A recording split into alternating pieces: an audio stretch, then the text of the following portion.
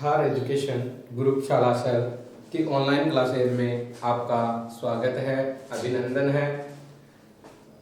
आज हम चर्चा करेंगे कक्षा 10 के संस्कृत सब्जेक्ट के बारे में। संस्कृत सब्जेक्ट की बात करें, संस्कृत विषय की बात करें हम, तो सबसे पहले हमें संस्कृत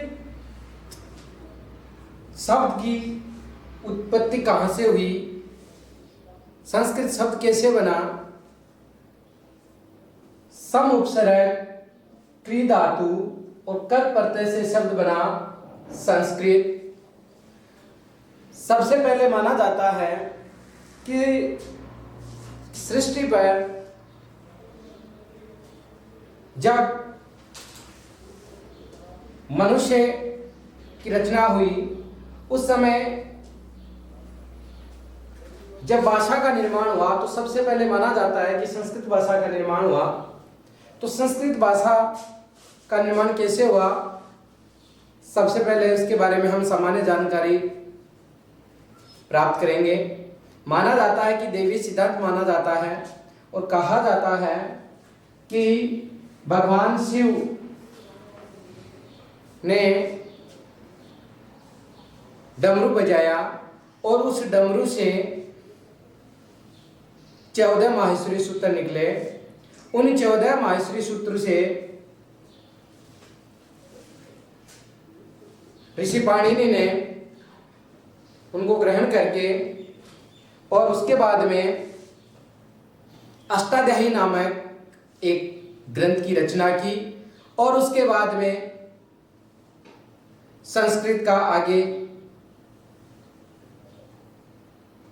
प्रचार हुआ और उसके बाद में वेद लिखे गए।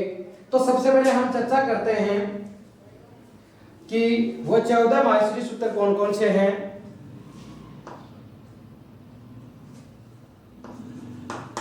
वो निम्न प्रकार है। 14 माहेश्वर सूत्र इस प्रकार से है। ए ई उ ऋ रे द्रे क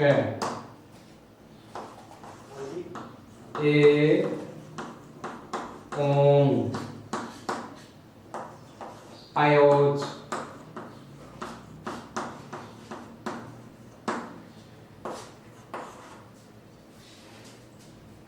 हायवरट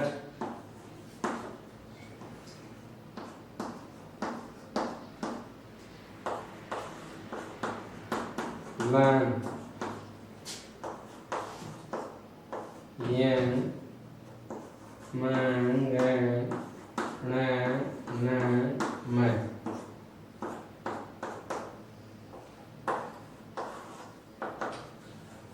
झ भ य घ ढ ध स ज ब ग ड द श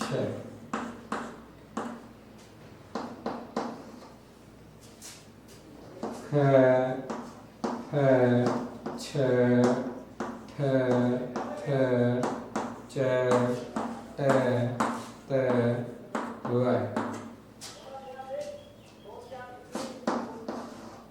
प प य स स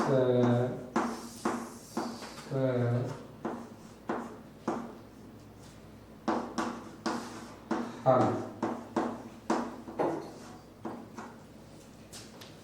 इस प्रकार से 14 माहेश्वरी सूत्र उस डमरू से निकले। वो इस प्रकार से थे। ए ई उ ने री ली के ए ओं I watch, हयवरट लण यमंगणनम जबैं घट दस जब घट दस ख प छ ट त च ट तव कपय स स स र हल। ये 14 माहेश्वरी सूत्र से ही आगे संस्कृत का निर्माण हुआ और इन 14 माहेश्वरी सूत्रों में सभी स्वर और व्यंजन समाहित है। इन 14 माहेश्वरी सूत्रों से ही 42 प्रत्याहार का निर्माण हुआ। कितने? 42 प्रत्याहार का निर्माण हुआ। जैसे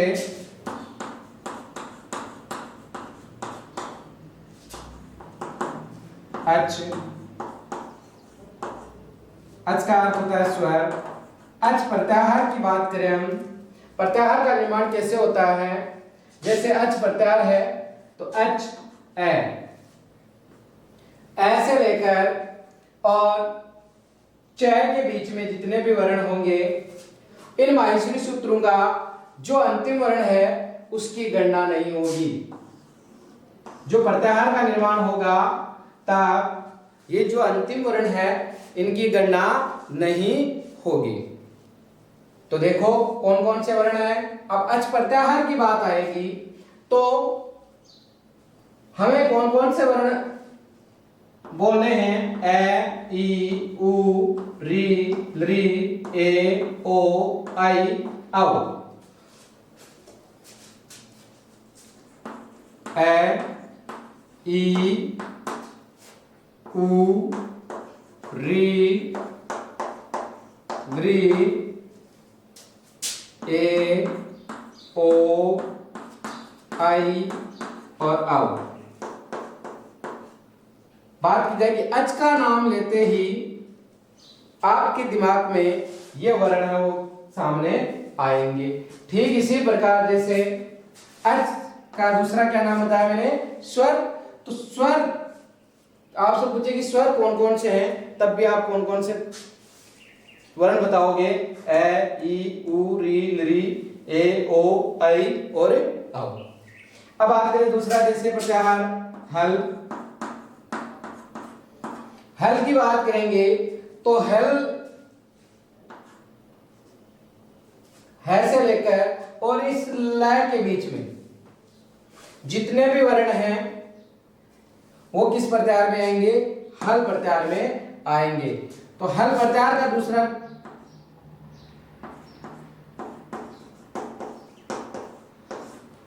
हल का मतलब क्या होता है? व्यंजन। हल का मतलब क्या होता है? व्यंजन। तो हल प्रत्याहार में सभी व्यंजन हैं वो क्या आएंगे? समाहित हैं। जैसे है, ये, वे, रे, ल, य, म, ङ, न, झ, भ,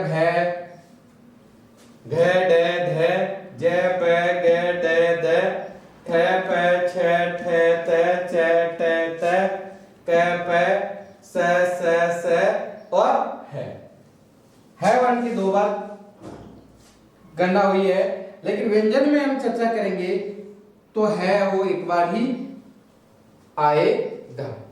यह है संस्कृत भाषा का सामान्य परिचय। ये जो प्रत्याहार हैं इन पर एक अष्टाध्यायी नामक ग्रंथ, अष्टाध्यायी जो ग्रंथ है उसकी रचना किसने की? पाणिनि ने। इस ग्रंथ में इन 14 माहेश्वरी सूत्रों का क्या है? वर्णन है।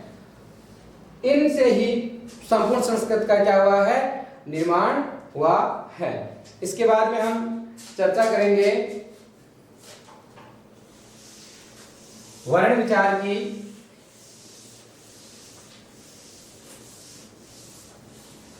कि वर्ण किसे कहते हैं?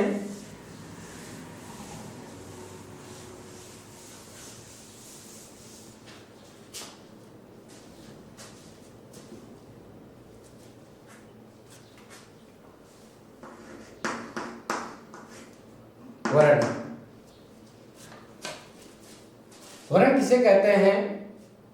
सबसे पहले भाषा की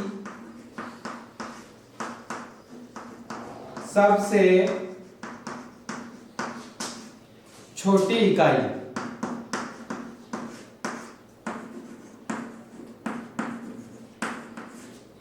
भाषा की सबसे छोटी इकाई जिसका कोई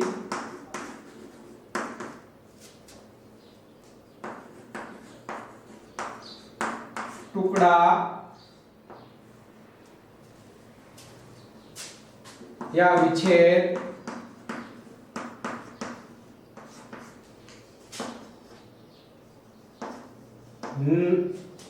न हो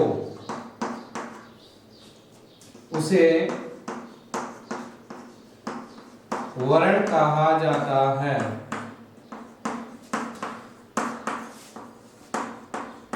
तो वर्ण की क्या परिभाषा हुई कि भाषा की सबसे छोटी इकाई जिसका कोई टुकड़ा या विच्छेद न हो उसे हम क्या कहते हैं? वर्ण कहते हैं। जैसे आपके सामने वर्ण क,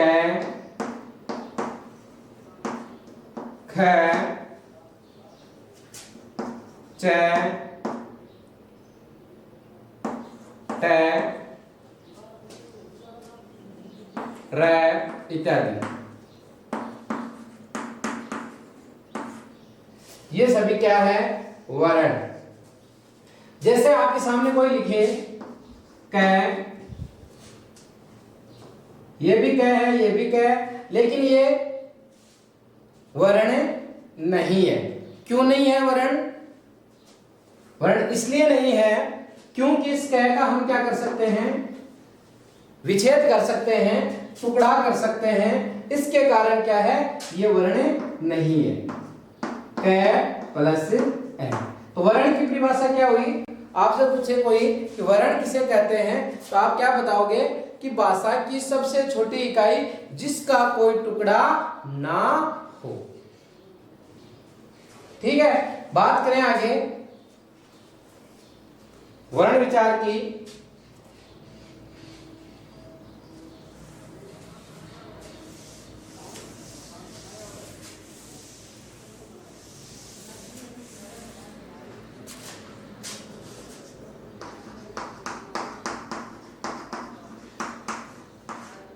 वर्ण विचार की बात करें, सबसे पहले आता है वर्ण विचार में स्वर। स्वर किसे कहते हैं? स्वर किसे कहा जाता है? स्वर जो स्वतंत्र रूप से बोले जाते हैं उन्हें हम क्या कहते हैं? स्वर कहते हैं।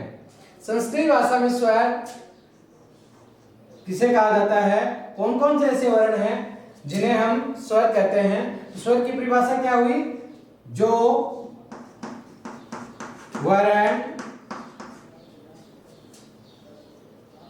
स्वतंत्र या बिना किसी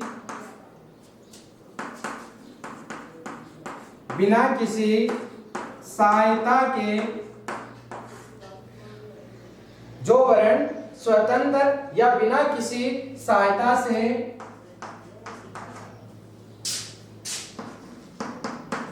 बोले जाते हैं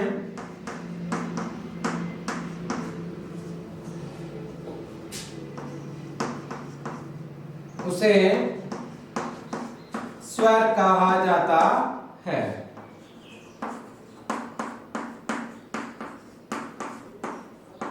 स्वर की क्या परिभाषा हुई? जो वर्ण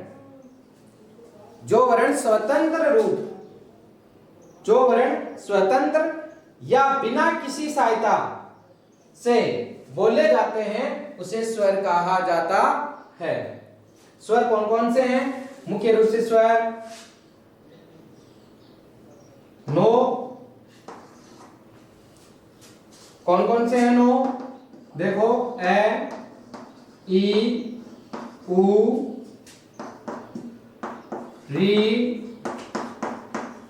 ली, ए, ओ, आई और औ।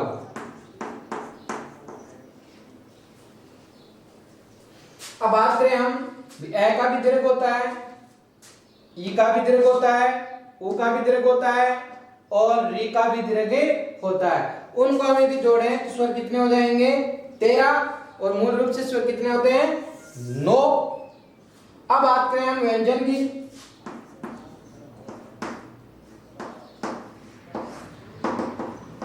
व्यंजन किसे कहा जाता है? जो वर्ण स्वर की सहायता से, जो वर्ण स्वर की सहायता से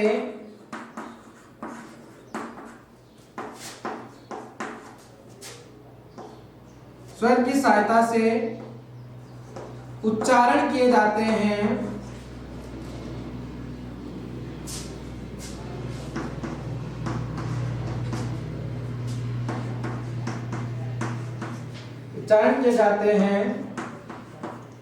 उसे व्यंजन कहा जाता है। उसे व्यंजन, तो व्यंजन की परिभाषा क्या हुई? जो वर्ण स्वतंत्र रूप से,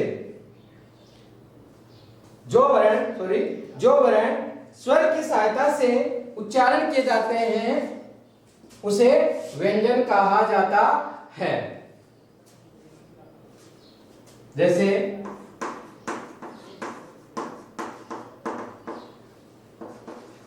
क,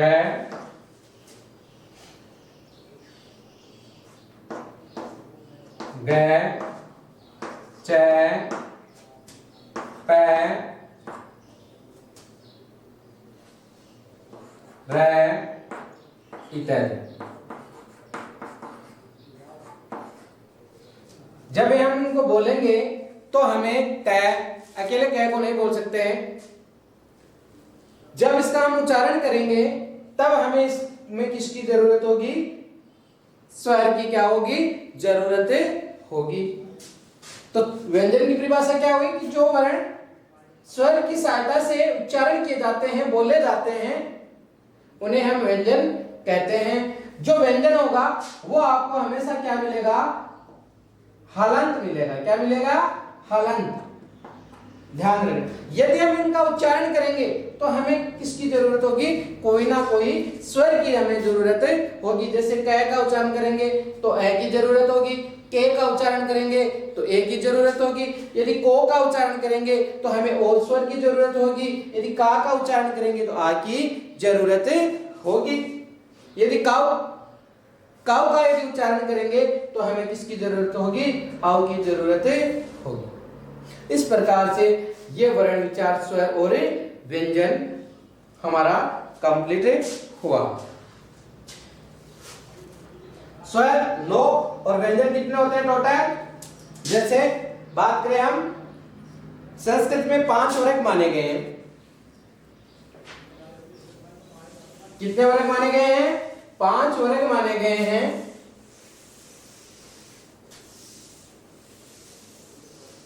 क,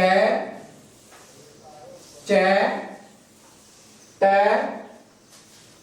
त और प। कौन कौन से?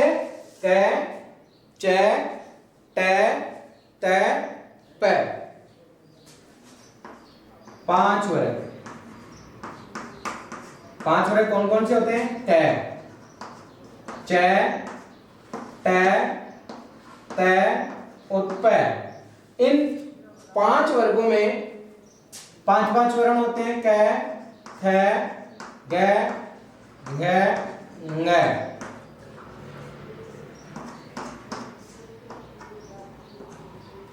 च, छ, ज, झ, ञ। ट, ठ, ड,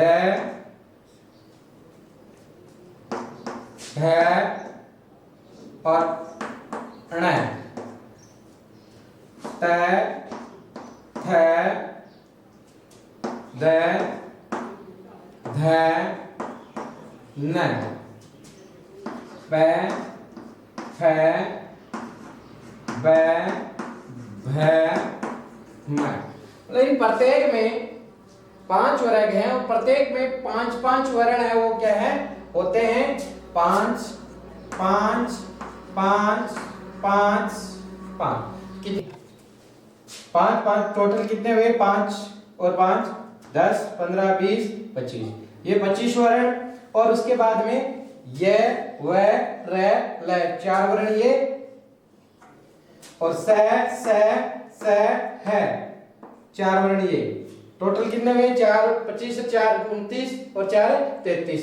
तो व्यंजन कितने होते हैं टोटल 33। अब आप कहोगे सर कि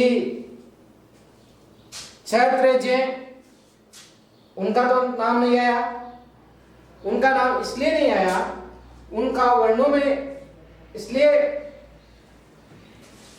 नहीं आया क्योंकि वो संयुक्ताक्षर कहा जाता है। उन्हें क्या कहा जाता है संयुक्ताक्षर कहा जाता है, जिसके कारण उनकी गणना वर्णों में नहीं की जाती है।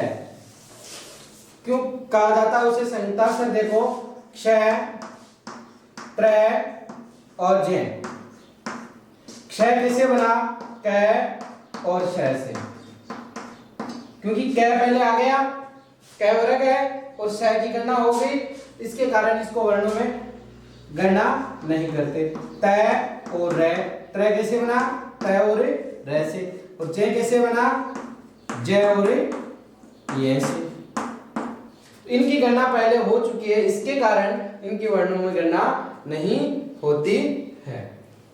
अब हम बात करेंगे विवरण विचार हो गया, स्वर हो गया, व्यंजन हो गया, माहेश्वरी सूत्र हो गए। उन माहेश्वरी सूत्रों से 42 प्रत्याहार बनते हैं। अब हम चर्चा करेंगे, अपने टॉपिक पर आएंगे। संस्कृत का जो सामान्य परिचय है वो क्या हुआ पूर्ण हुआ। अब हम अपने टॉपिक पर आएंगे। टॉपिक में पहला टॉपिक होता है, बात करें हम तो सबसे पहले हम बात करेंगे पहले टॉपिक की संधि, जो आपकी बोर्ड कक्षा में 4 नंबर की क्वेश्चन है जो आपको पूछे जाते हैं। तो 4 नंबर की जो है संधि है वो आपके सिलेबस में दी गई है, उस पर हम चर्चा करेंगे। सबसे पहले संधि, बात करें हम संधि तो संधि शब्द कैसे बना? सम उपसर्ग है,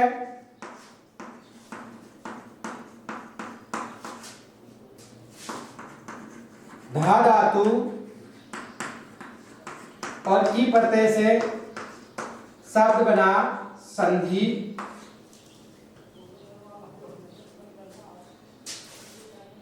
सम उपसर्ग, उपसर्ग की परिभाषा क्या होती है? वे शब्दांश जो किसी धातु या शब्द के पहले या पूर्व जुड़कर अर्थ में परिवर्तन करते हैं, उसे क्या कहा जाता है? उपसर्ग। तो उपसर्ग सम उपसर्ग है, इसमें संधि में ढा धातु है और की प्रत्यय। उपसर्ग धातु या शब्द दोनों में जुड़ सकते हैं, और प्रत्यय क्या होते हैं? जो किसी शब्द या धातु के अंत में जुड़ते हैं उन्हें हम क्या कहते हैं? प्रत्यय कहते हैं। अब बात करें संधि। संधि का अर्थ क्या है? संधि का अर्थ क्या है? योग। योग का अर्थ क्या होता है? जोड़। मतलब संधि कहां होगी? जब दो वर्णों को आपस में जोड़ा जाएगा। वर्ण के बारे में हमने पढ़ा, वर्ण किसे कहते हैं? भाषा की सबसे छोटी इकाई, जिसका कोई टुकड़ा न हो, उस शब्द को क्या कहा जाता है? वर्ण कहा जाता है। तो संधि का अर्थ क्या हुआ? योग, जोड़ना। अब बात करें हम परिभाषा की, संधि की परिभाषा। संधि की परिभाषा क्या होगी? दो या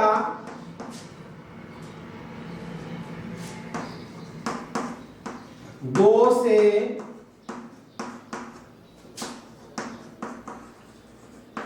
अधिक, दो या दो से अधिक, संधि हो दो या दो से अधिक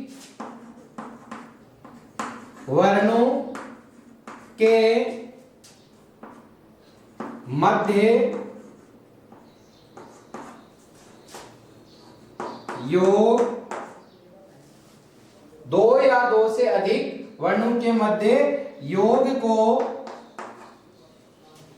संधि कहा जाता है।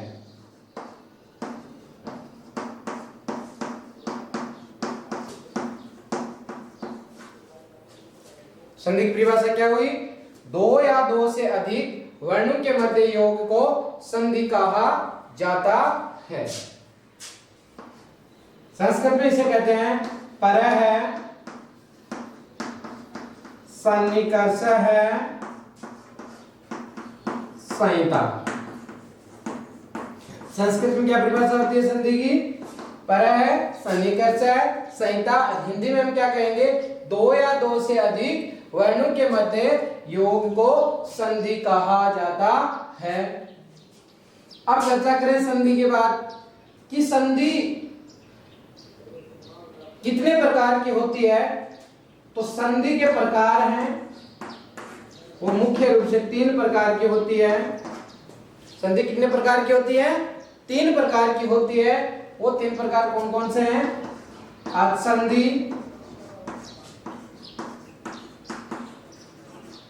जिसका दूसरा नाम है स्वर संधि,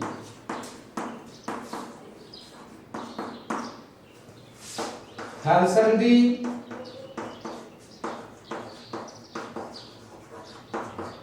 जिसका दूसरा नाम है व्यंजन संधि।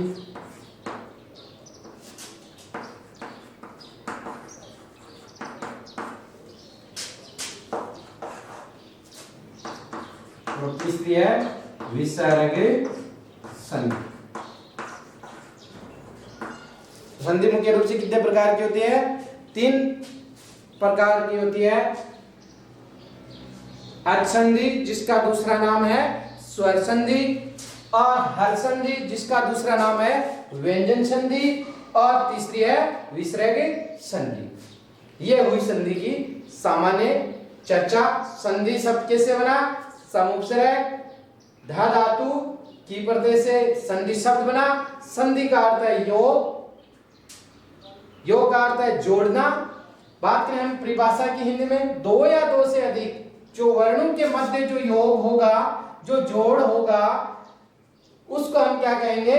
संधि कहेंगे। संस्कृत में इसकी परिभाषा होती है परः, सन्निकर्ष है, संहिता। बात करें संधि के प्रकार की, तो मुख्य रूप से संस्कृत में संधि के तीन प्रकार हैं।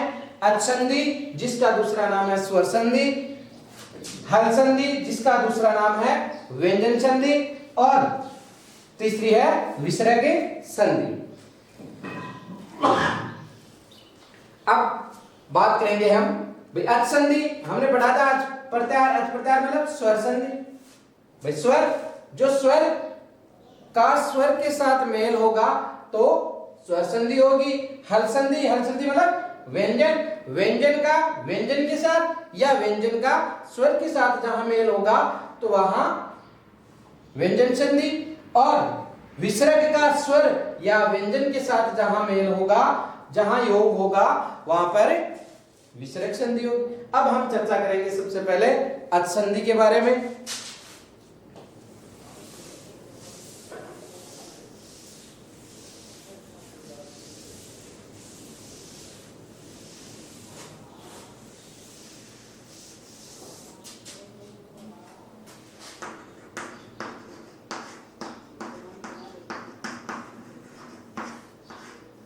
अचसंधि, इसका दूसरा क्या नाम है? स्वर संधि।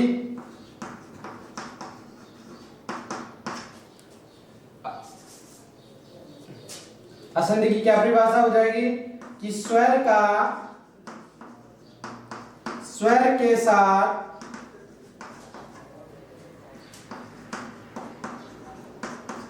योग हो, स्वर का स्वर के साथ योग हो तो वहां स्वर संधि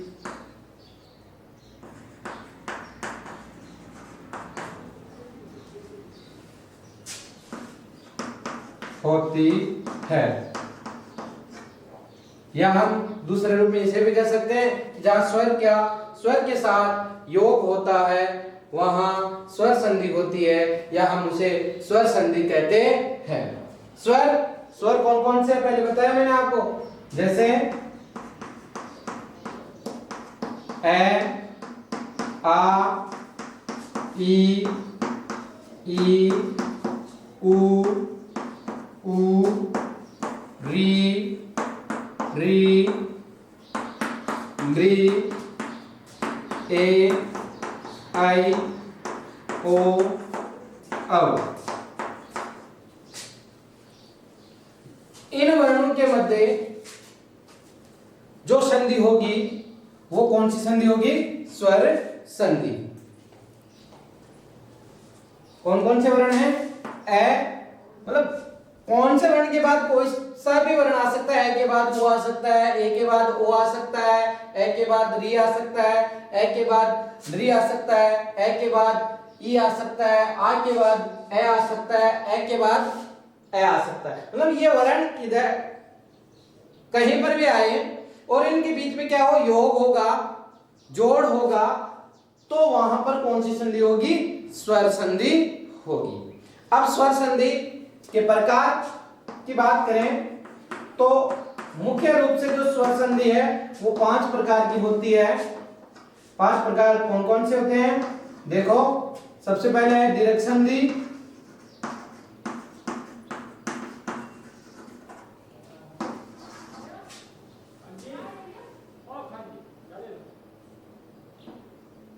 गुण संधि,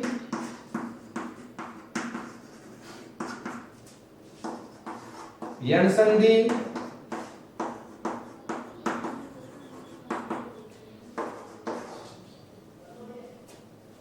अयादि संधि,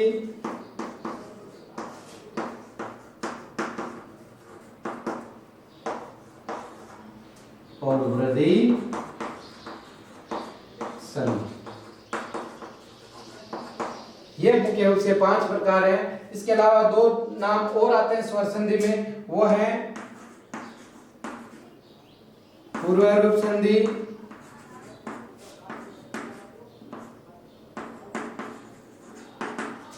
और पर रूप संधि।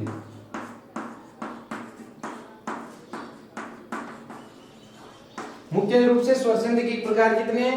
5 प्रकार हैं, और इसके अलावा 2 नाम और भी आते हैं जो पूर्व रूप और पर रूप। इसके बाद में हम इसके बारे में चर्चा, अब स्वर संधि में हम सबसे पहले चर्चा करेंगे दीर्घ संधि।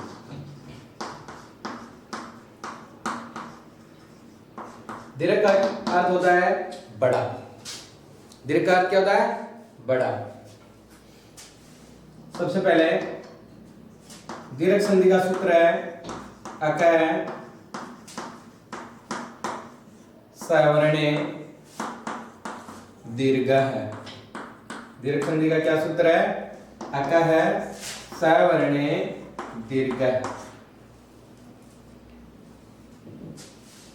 अक है, अक का क्या अर्थ है? अक प्रत्यार।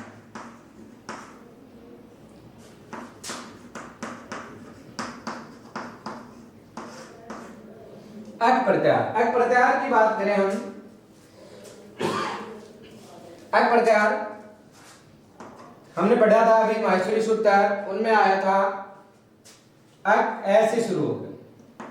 तो अक प्रत्यार का मतलब आपसे बात आएगी कि अक प्रत्यार क्या चीज है, तो आप क्या बताएंगे कि अक का नाम लेते ही आपके दिमाग में ए, ई, उ और री और लृ, ए, ई, उ, री, लृ, इन वर्णों की छवि आपके दिमाग में बननी चाहिए। अक प्रत्यार का नाम लेते ही कौन कौन से वर्ण? ए, ई, ऊ, री और लरी। इन वर्णों के बाद में अब एक चीज ध्यान रखनी है आपको। क्या ध्यान रखना है कि इनका दीर्घ इनके साथ ही होगा।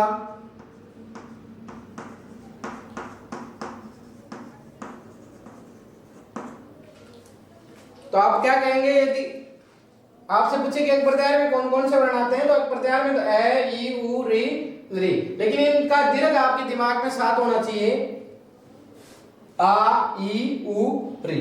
तो आप कह सकते हैं कि एक प्रत्याहार में मान सकते हैं कि कौन कौन से वर्ण होंगे, ए, आ, ई, ऊ, री और ली। इन वर्णों के बाद में एक प्रत्याहार के बाद सम्मान वर्ण आए। सम्मान वर्ण हो तो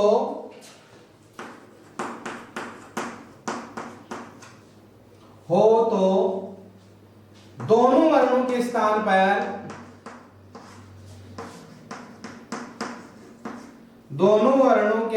पर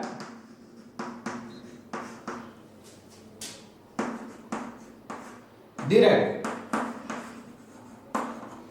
का मतलब बड़ा दीर्घ आदेश हो जाता है। इसे दीर्घ संधि कहते हैं।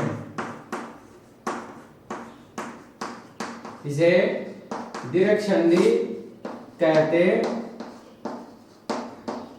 हैं। जैसे सम्मान वर्ण, यहां पर बात क्या है कि अक प्रत्याहार के बाद, अक प्रत्याहार का मतलब क्या है, यहां पर अक प्रत्याहार का मतलब क्या है, ए, आ, ई, ऊ, री और री। इनके बाद में सम्मान वर्ण आना चाहिए। मतलब ए के बाद ए आना चाहिए या ए के बाद आ आना चाहिए, लेकिन ए के बाद ई आ जाए तो वो सम्मान वर्ण नहीं है। वो क्या नहीं है, सम्मान वर्ण नहीं है। सम्मान वर्ण क्या है, ए के बाद ए आ सकता है, ए के बाद आ सकता है, आ के बाद ए आ सकता है और आ के बाद आ सकता है। यह सम्मान वर्ण है। तो यह आए, इस प्रकार की स्थिति आपके सामने यदि संधि में बनती है तो आपको क्या होगा, इन दोनों के स्थान पर, इन दोनों वर्णों के स्थान पर, बात है यहां पर दोनों वर्णों के स्थान पर, दोनों वर्णों के स्थान पर क्या आदेश होगा, दीर्घ आदेश। दीर्घ का मतलब बड़ा, ए और ए मिलकर क्या बन जाएगा, आ। ए और आ की स्थिति बनेगी तब भी क्या बनेगा, आ। यदि आ और ए की स्थिति बनेगी तब भी बनेगा आ, और यदि आ और आ की स्थिति बनेगी तो दोनों वर्णों के स्थान पर क्या आदेश हो जाएगा, आ। ठीक, इस यही स्थिति ई की होगी, यही स्थिति ऊ की होगी, यही स्थिति री की होगी। ली का दीर्घ आदेश नहीं होता है। अब हम बात करें उदाहरण, जैसे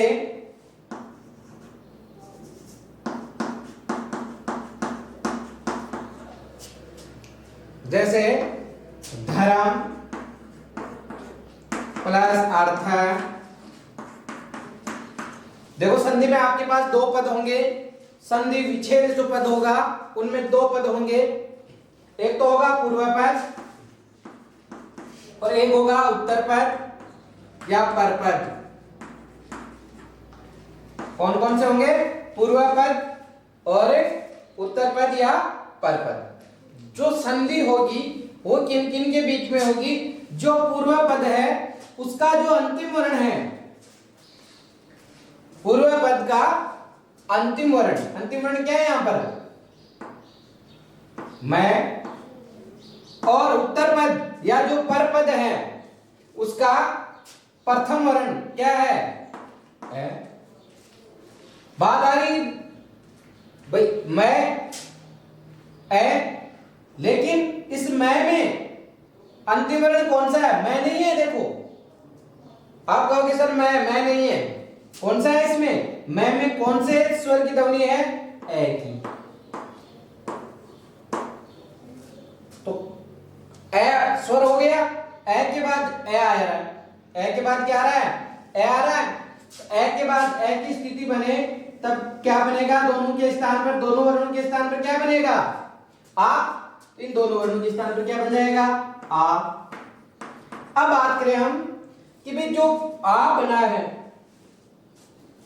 ये किसमें जुड़ेगा? आ की जो ध्वनि है, क्योंकि इस ए की ध्वनि हमने निकाल ली तो मैं क्या हो गया? व्यंजन हो गया। तो व्यंजन मैं को हम सीधे बोल नहीं सकते। दीर्घ संधि का कौन सी संधि का उदाहरण है? स्वर संधि का उदाहरण है। तो आ जो स्वर है वो उसकी ध्वनि किसमें जुड़ जाएगी? मैं में। तो क्या बन जाएगा? मां। अब बाकी से सब वर्ण है उनको है जैसा का जैसा लिखो, ध और थ। ऊपर रह है मैं पर, वापस आ जाएगा मैं पर, शब्द क्या बनेगा? धर्म मा थ। दूसरा उदाहरण देखो, भोजन प्लस आलय।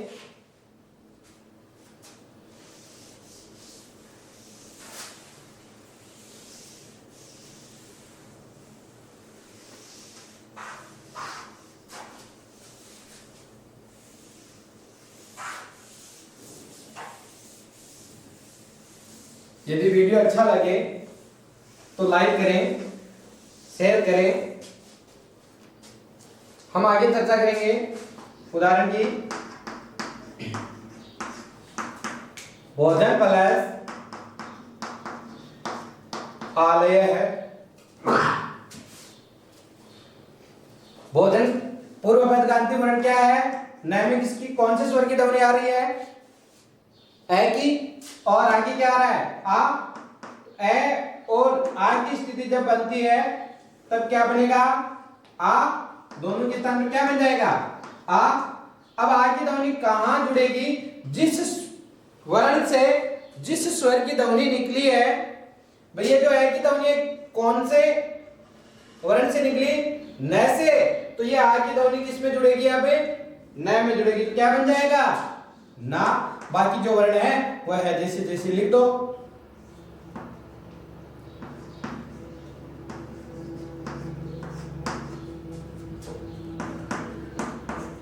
और सब क्या बन जाएगा?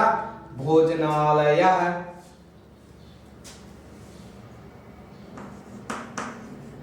राम प्लस आश्रय है।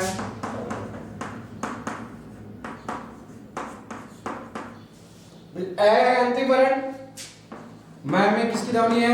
ए की। और आगे क्या आ रहा है? आ। स्थिति क्या बनी? ए और आगे दोनों वर्णों के स्थान पर क्या आदेश बन जाएगा? आ। और शब्द बन जाएगा रामाश्रय है।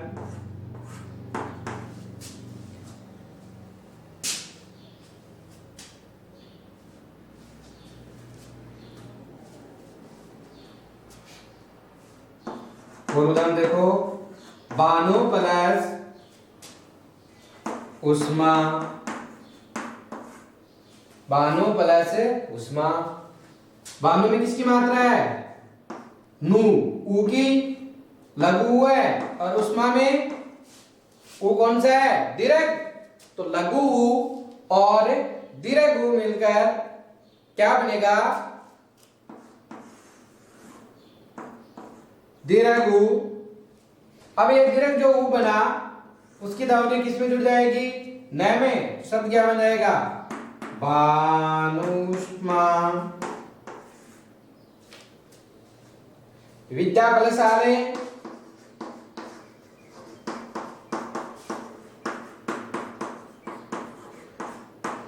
देखो आ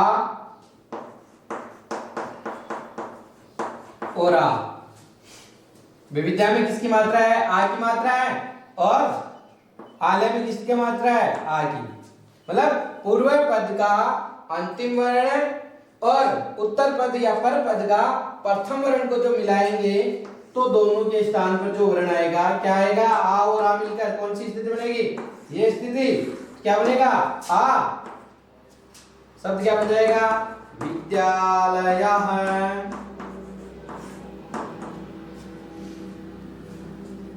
अन्य उदाहरण देखो।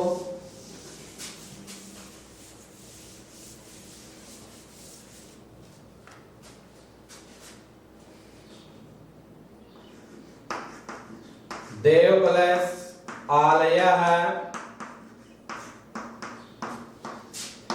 देवालयः। शिव प्लस आलय,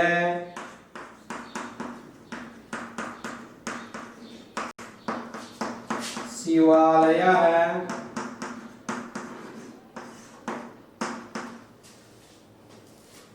न प्लस अस्ति,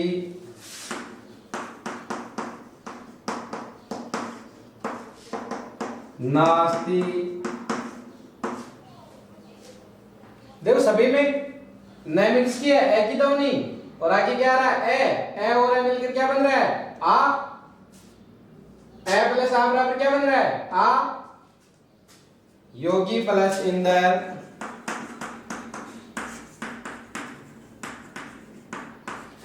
योगी में किसकी मात्रा है, दीर्घ की, और इंदर में किसकी मात्रा है, लघु ई। तो दीर्घ ई और लघु ई मिलकर दोनों क्या बन जाएंगे, दीर्घ ई। दोनों क्या है, समान वर्ण है भाई, ई और ई दोनों समान वर्ण है, चाहे लघु हो और चाहे दीर्घ हो। शब्द बन जाएगा योगिंदर है।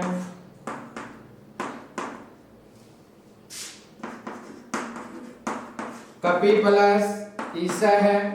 ध्यान रखना है, ईसा में ई की मात्रा दीर्घ आएगी, इंद्र में ई की मात्रा लघु आएगी। जो संधि होगी वो हमेशा एक सार्थक पदों के बीच में होगी। सार्थक का मतलब जिसका कोई ना कोई अर्थ हो। जैसे कपि प्लस ईसा, कपि का अर्थ क्या होता है, बंदर, और ईसा का अर्थ क्या होता है, स्वामी। दोनों का क्या आ रहा है, अर्थ आ रहा है शिव, और शिव भगवान जो शिव है, और आलय मतलब स्थान, शिवालय, जहां भगवान जो शिव है उनका जो स्थान है, जहां पूजा आदि की जाती है, तो वह शिवालय। ठीक उसी प्रकार देव प्लस आलय, जो देवता स्वरूप है उसका जो स्थान है वो देवालय। मतलब जो संधि होगी वो क्या होगी, दो सार्थक पदों के बीच में होगी। कपि में किसकी मात्रा है, लघु ई और दीर्घ ई, दोनों के स्थान पर क्या बनेगा, दीर्घ ई। शब्द बन जाएगा कपीशः। रवि प्लस इंद्रः, रविंद्रः। ई लघु और लघु ई दोनों मिलकर क्या बन जाएंगी, दीर्घ ई। शब्द बनेगा रविंद्रः।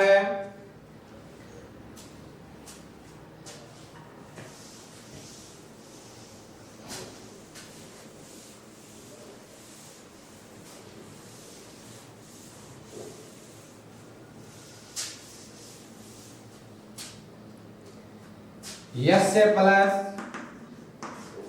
अध्यक्षः,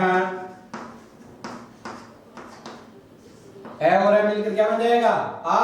शब्द बनेगा यस्य अध्यक्षः।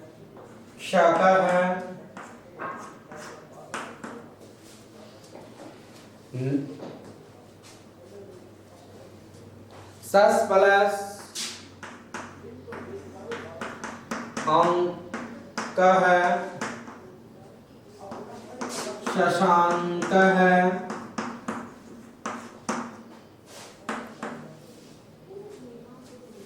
लक्ष्मी प्लस ईश है,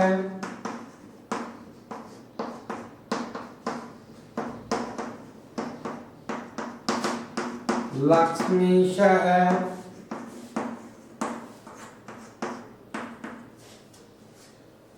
प्री प्लस इच्छा,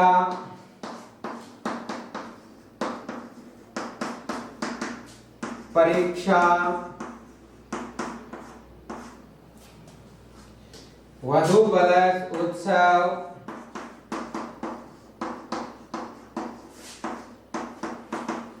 वधूत स्व है,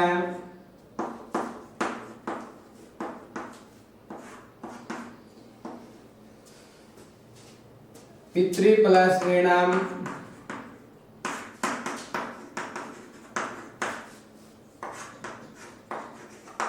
देखो री और री दोनों के स्थान पर क्या आदेश हो जाएगा? दीर्घ री। ध्यान रखना है दीर्घ री की जब मात्रा लगाई जाएगी तो इसका एक विशेष ध्यान रखना है कि दीर्घ री की मात्रा जब लगाई जाएगी तब ऐसा लिखा जाएगा, और जब लघु री की मात्रा आपको कहीं लगानी है तो इस प्रकार से लगाई जाएगी।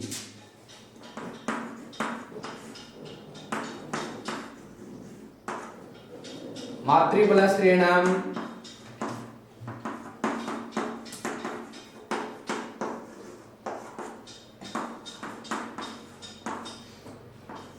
मातृणम, पौत्री प्लस ऋकार है,